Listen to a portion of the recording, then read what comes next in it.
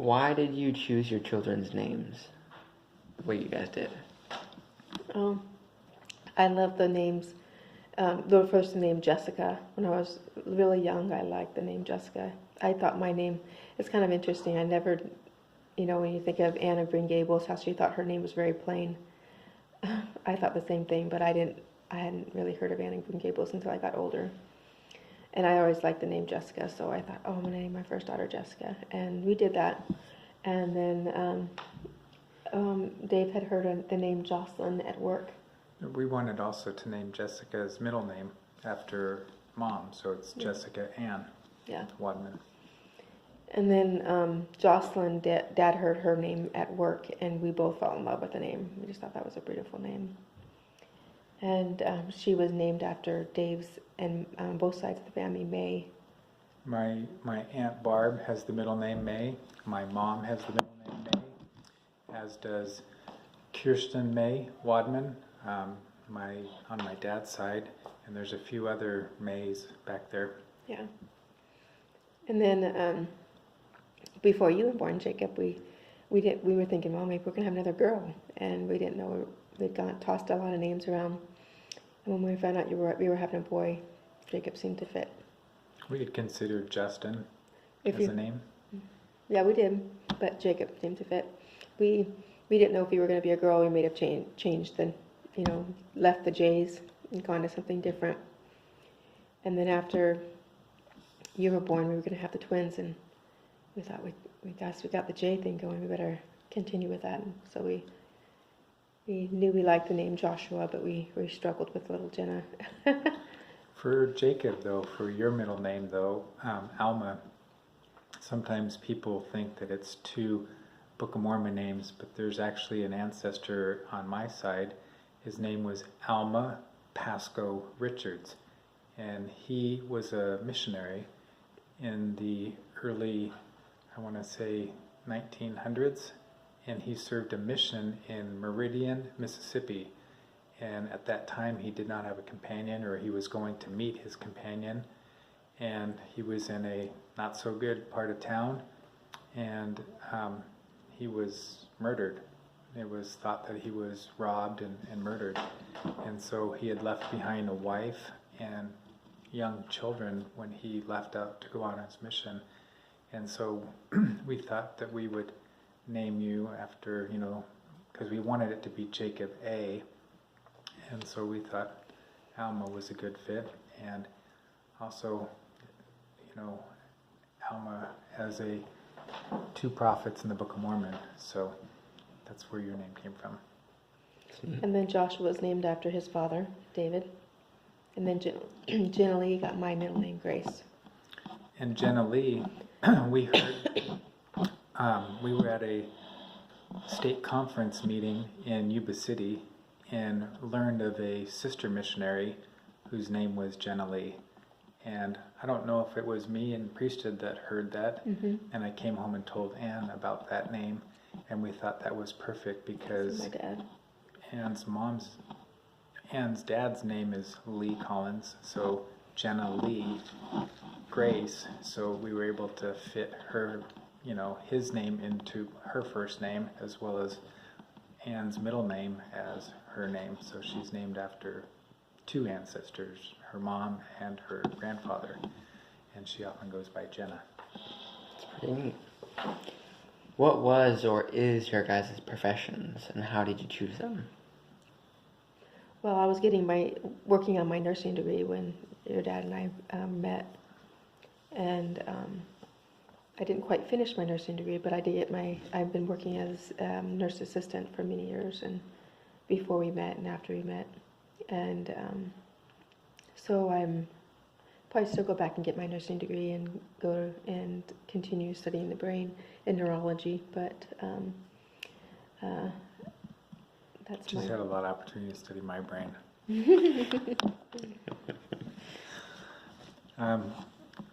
My profession right now, I work as a Ethernet technician, so basically in networking. And my profession came around not really necessarily by choice. My undergraduate degree is in speech communication, and more specifically in interpersonal and small group communication, how to communicate amongst each other.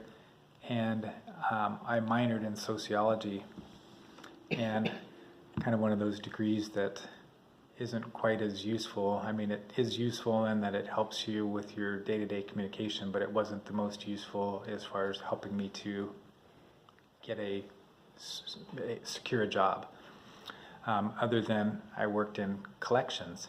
My first job was working for GE Capital Financial while I was going to school, and I did collection work in the evening, trying to help people pay off their debts, and that prepared me for when I moved out to California to get a job with the phone company. I started with collections there and realized that that was not what I wanted to do the rest of my life. And so I had an opportunity to take a data communications course and also take a course to get certified in Cisco networking, and I had a chance to move up in the company and have worked in this area for the last approximately since 2005, so 14 years I've been doing this. And in between, there was a small stint of work where I worked for it was a nonprofit organization called the National Alliance for the Mentally Ill in Utah. I worked as their education coordinator and had opportunities to teach and organize teaching groups, and thought at that time I would explore possibly going into social work.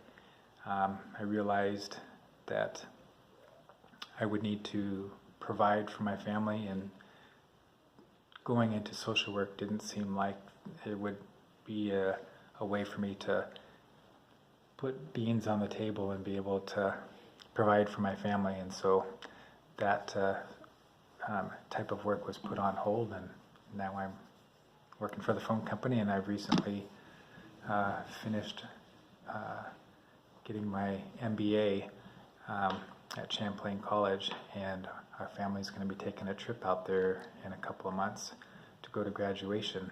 So that might open up another chapter down the road in changing my career opportunities. So that's to be seen. That's cool. And I have my, I work as a home health aide. I work with the elderly in their homes. Yeah, that's nice. All right. What was your proudest moment as a parent? I can say my proudest moment as a parent was taking Jessica when she was born, walking her out of the room, the birthing room, wrapped in a blanket to meet her Aunt Barb, because this was in December, so it was right a few days before Christmas, December 21st in 1996 that she was born. And when Jessica was born, her eyes were wide open and she was ready for the world.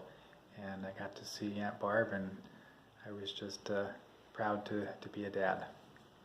That's cool. And those opportunities have just been growing since then as we've had our other kids as well. I think as a mother, the proudest moment I have is to see each of my children find themselves, find what their niche and what makes them happy, because I know that will help them take them far with their confidence, and seeing them succeed. The greatest thing you want for your children is to have them be happy and feel accomplished in life, but most important, being accomplished and being kind and generous and loving to other people. I think that's the best thing I could give to them and to give to society and to give to my Heavenly Father, is to raise my children how to be kind, loving, generous, and respectful to each other. Yeah, that's nice. And thank you for your time.